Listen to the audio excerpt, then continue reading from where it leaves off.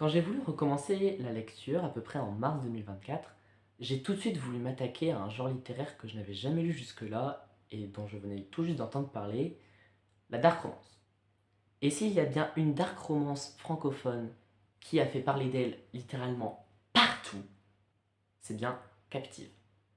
Du coup, oui, j'ai lu le premier tome de Captive et je vais en parler.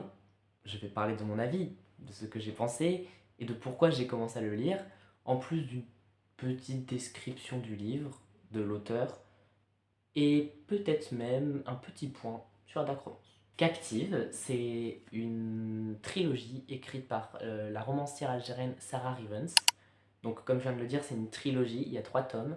Il y a 2 tomes dits principaux, Captive tome 1 et 2, et un tome 1,5 qui est une sorte d'entre-deux qui s'appelle Perfectly Wrong. Dans Perfectly Wrong, on suit 2 autres personnages que les 2 tomes dits principaux. La trilogie, elle est d'abord sortie sur Wattpad en 2019, il me semble, et elle a explosé pendant le confinement en 2020 avec un buzz qui s'est créé autour de la série, notamment sur les réseaux sociaux et TikTok. BookTok, on connaît, on sait comment ça peut faire exploser des livres qui sortent de nulle part.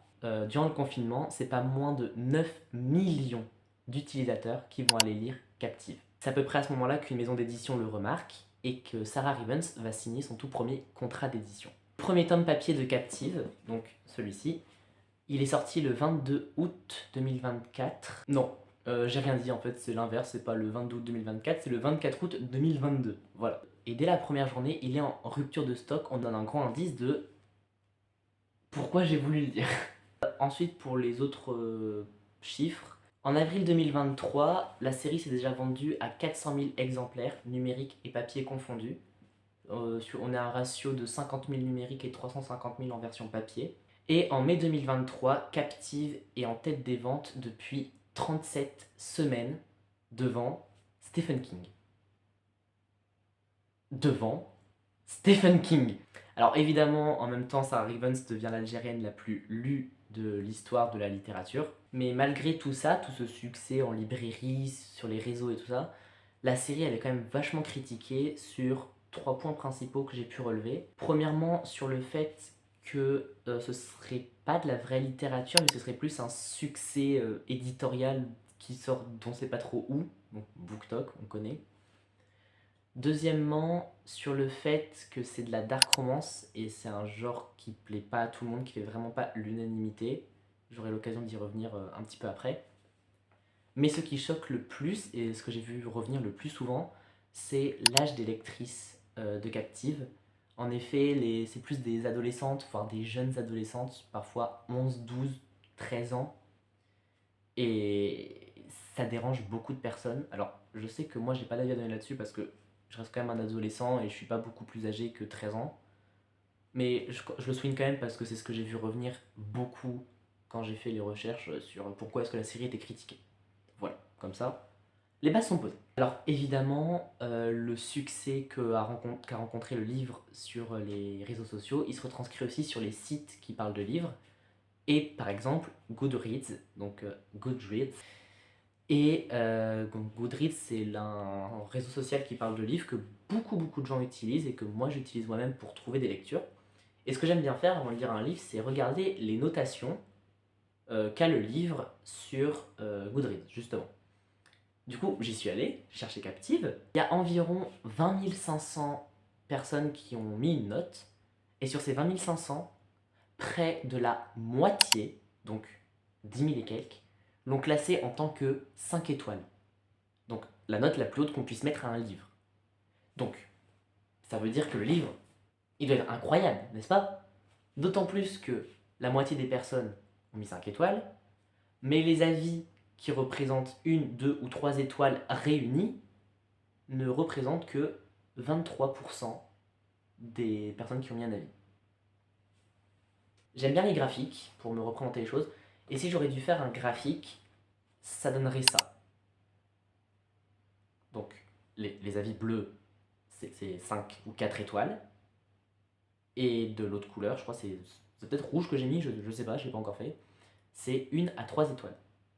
Je le fais plus détaillé, le graphique donne ça. Le 5 étoiles c'est en majorité absolue. Du coup, on s'en doute, les avis élogieux sur le livre, bah c'est pas ce qui manque sur le site. J'en ai repéré 3. J'ai pris des avis qui sont pas trop courts à base de «Ah mon Dieu, ce livre est trop bien, OMG!» parce que c'est pas intéressant.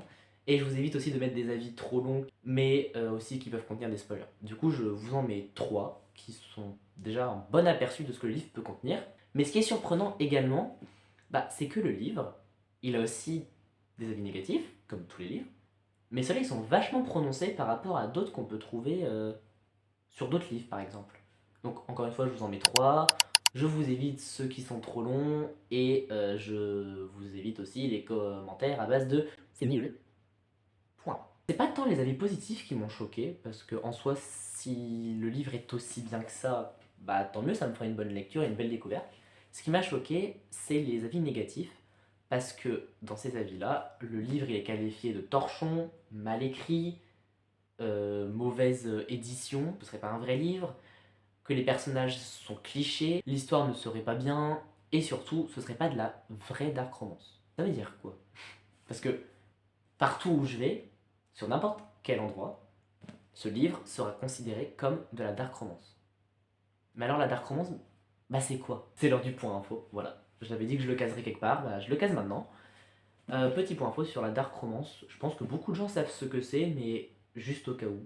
La dark romance, c'est un sous-genre littéraire de la romance, c'est dans le titre, qui est apparu dans les années 2010 environ et qui s'est beaucoup popularisé dans les années 2020, notamment en France et grâce au confinement. On dit que c'est de la romance, mais beaucoup de gens le considèrent encore comme un genre à part de la romance, parce qu'au contraire des romances classiques où c'est un peu bisounours et tout ça à certains moments, la dark romance ça rentre pas dans ces codes-là. Non, romance ça y rime avec violence, avec maltraitance, parfois même avec agression de physique ou morale ou parfois dans ces histoires-là, l'auteur, enfin pas l'auteur, mais plutôt l'histoire, frise l'immoral et parfois même l'illégalité. Il y a certaines scènes qui peuvent être très dures à lire.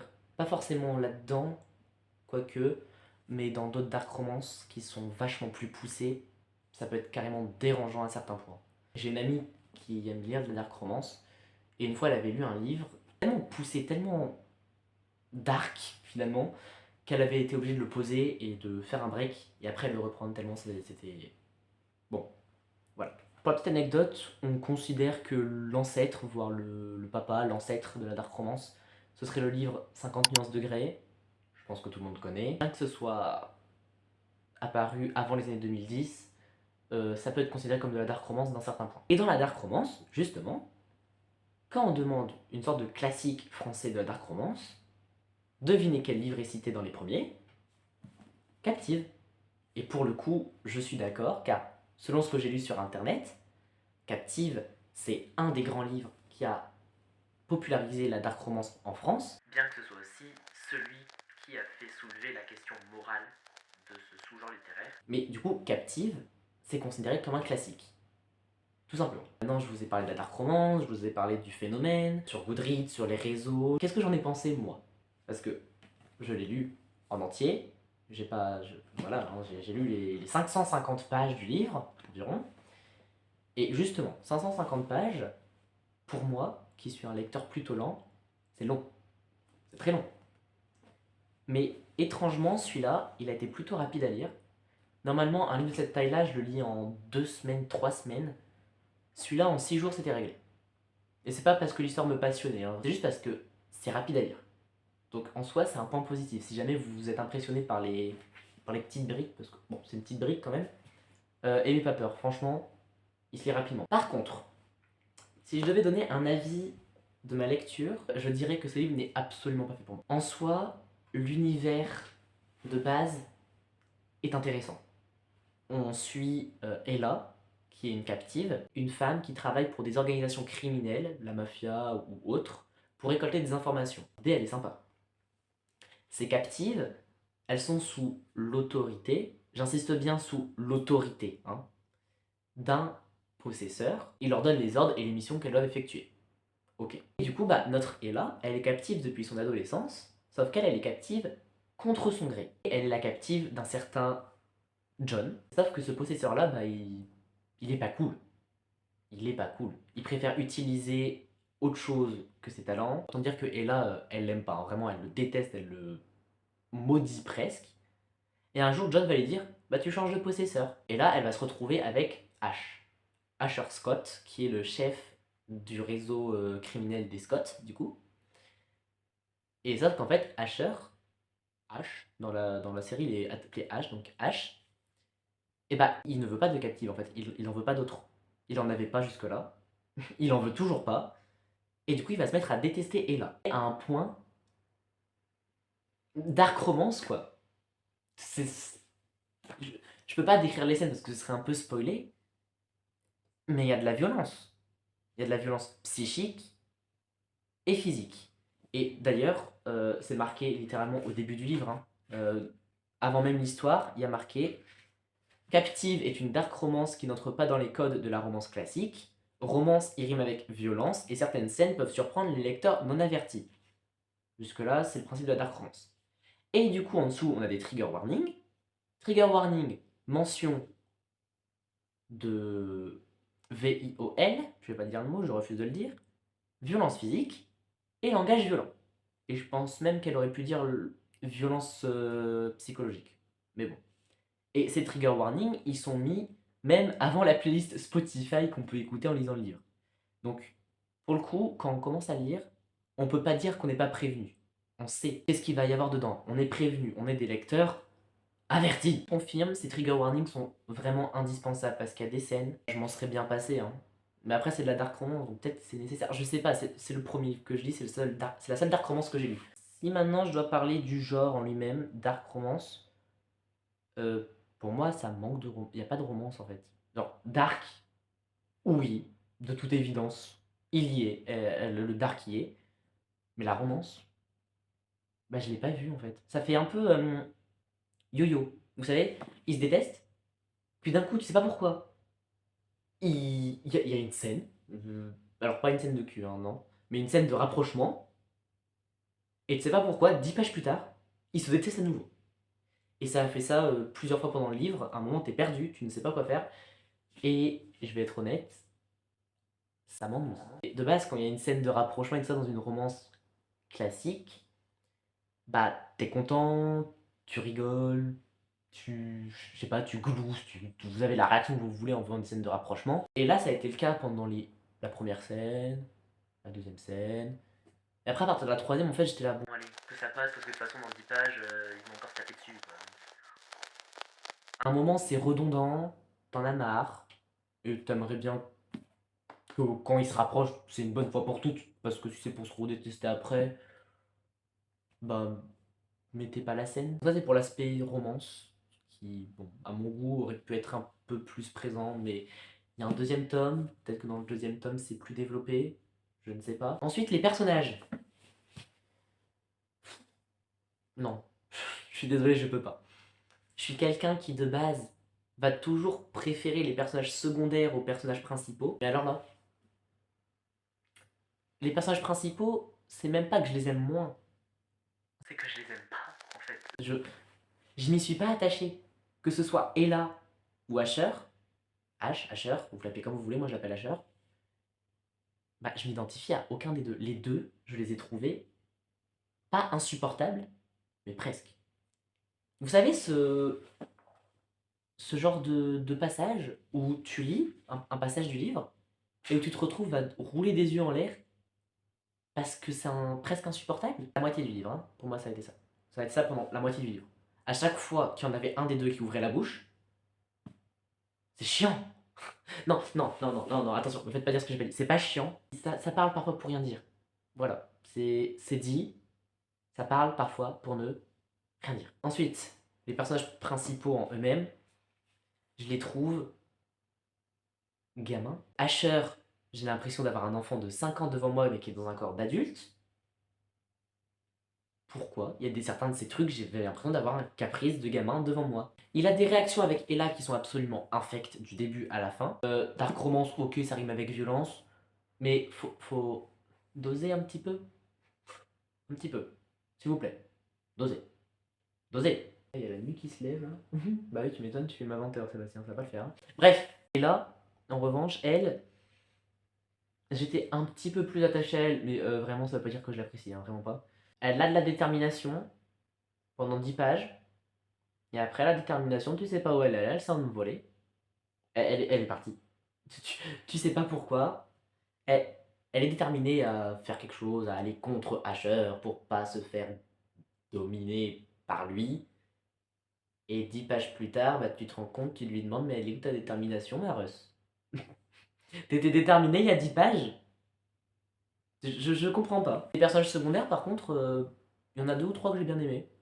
Alors pas le grand amour comme je peux avoir pour d'autres personnages de livre, mais ceux-là, je les trouvais sympas. Je me rends compte que ce que je dis, ça peut paraître vachement violent envers le livre, mais il faut savoir que en aucun cas, je dénigre l'autrice.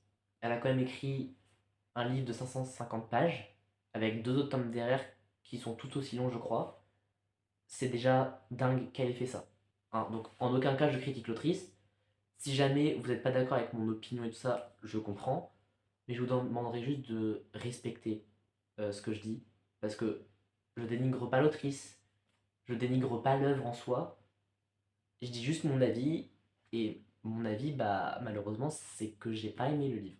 C'est que je l'ai pas apprécié autant que je pensais l'apprécier en voyant tout le phénomène qu'il a engendré. C'est tout. Je suis vachement en train de parler des points négatifs. Donc j'essaie de chercher des points positifs qu'il y a eu dans le livre. Alors, point positif, du coup, j'ai dit, il est facile enfin, il est rapide à lire. Ça m'a fait rire un peu. Il y avait un personnage que je trouvais, quelques personnages que je trouvais un peu drôles, très drôles même. Et du coup, parfois, leur dialogue ou ce qu'ils faisaient, ça m'a fait un peu rire, même beaucoup rire. Donc, en soi, c'est plutôt pas mal. La fin. Alors, il y en a qui considèrent la fin, il y a un peu deux camps. Il y en a qui considèrent la fin comme étant absolument atroce. C'est comme quoi ce serait grave de nous laisser comme ça. Je peux comprendre, mais d'un autre point de vue, je me dis que comme il y a un tome 2, la fin me paraît plutôt cohérente et ça me donne du suspense. Donc ça peut donner envie de lire le tome 2. Donc en soi, la fin, moi je la trouve bien, je la trouve. Eh, ça nous laisse en suspense. T'as envie de savoir ce qui se passe après. Et rien que pour ça, je serais capable d'acheter le tome 2. J'ai un peu dit mon avis. Ça peut-être été un petit peu long, mais j'aime bien m'étaler comme ça, au moins je suis sûr de t'expliquer. Je sais pas si je l'ai expliqué, mais bon voilà. Du coup, est-ce que je comprends le phénomène que ça a engendré? Non. Malheureusement, non, je le comprends pas. Je sais pas qu'est-ce qui a fait que sur TikTok ou BookTok, il y a un tel phénomène qui se soit engendré autour du livre. Je comprends pas. Je sais pas ce qui s'est passé. Euh, j'ai essayé de le lire au moins. C'était pas pour moi, visiblement. Alors, il y a deux solutions. Soit la dark romance, c'est pas pour moi. Ou bien juste peut-être qu'il y a des livres de dark romance qui peuvent être pas mal pour moi. Mais juste celui-là, je n'ai pas accroché. Pas autant que j'aurais espéré accrocher. Donc, si vous avez des livres de dark romance que vous pensez être bien, bah, dites-moi dans les commentaires parce que bah, j'aimerais bien redonner sa chance à ce genre-là. Pour la note, du coup, bah, je lui ai mis 2,5, je crois. Oui, 2,5. À la base, j'avais mis 3 quand j'avais fini de le lire. Je vais plutôt mettre 2,5, voire même 2 à voir. Parce que celui-là, c'était vraiment pas pour moi. Je comprends vraiment pas ce qui s'est passé. Le réseau de captives dans les réseaux criminels mafia, c'était fait pour moi, vraiment.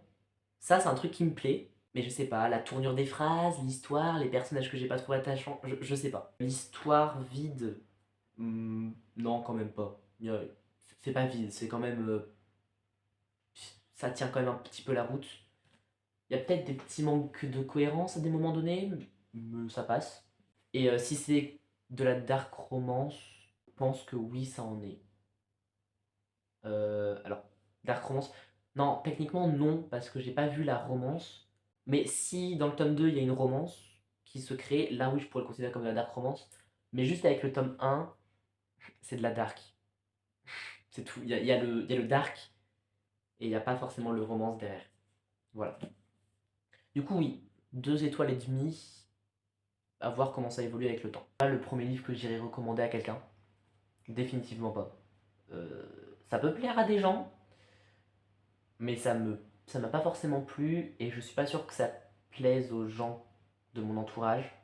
Ah si, peut-être une ou deux, mais mitigé. Donc, ouais, 2 étoiles et demie, Captive, Sarah Rivens.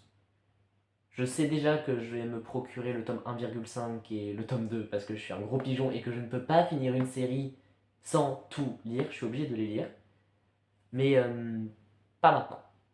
Vraiment, pas maintenant. Ça m'a pas laissé sur une bonne impression du genre. Voilà. Du coup, voilà, c'était ma première book review en quelque sorte. J'espère que ça vous aura plu. Je suis un peu dégoûté de commencer ce genre de série de book review par un livre que j'ai pas forcément apprécié. Mais je préfère les présenter dans l'ordre dans lequel je les ai lus, et celui-là, bah, c'est le premier que j'ai relu. Je répète encore une fois, j'agresse pas l'auteur, elle a bien du courage d'avoir fait ça, j'en serais totalement incapable. Mes respects, Madame Rivens. J'espère que je le prononce bien, ça se trouve, c'est pas du tout Rivens, je suis désolé. Et du coup, voilà. Normalement, ma prochaine book review, ça devrait être du coup Rock, Paper, Scissors d'Alice Finney. Je le présenterai bah, la prochaine fois parce que si je fais tous les livres d'un coup, ça va être long. Et je préfère les faire un par un, comme ça j'ai vraiment le temps de bien développer pour chaque livre. Enfin, voilà. Donc voilà, c'était Captive. Je suis content de l'avoir lu quand même, ça fait une belle expérience, en définitive. Ouais, comme ça au moins je sais à quoi m'attendre maintenant avec les Dark Romance. Et du coup voilà, merci d'avoir regardé cette vidéo. Si jamais vous voulez donner votre avis de Captive en commentaire, si vous l'avez lu, bah, n'hésitez pas à le mettre en commentaire. Moi je serais ravi de le lire, comme ça j'ai plusieurs points de vue et ça me permet d'avoir un peu de recul sur bah, les livres que je lis et de comprendre peut-être pourquoi est-ce qu'autant de gens ont apprécié ce livre. Merci d'avoir regardé ma review de Captive de Sarah Rivens. Je vous dis à bientôt, passez une bonne journée, une bonne soirée, une bonne nuit, je ne sais pas. Et on se retrouve très bientôt pour Rock, Paper, Scissors. Salut!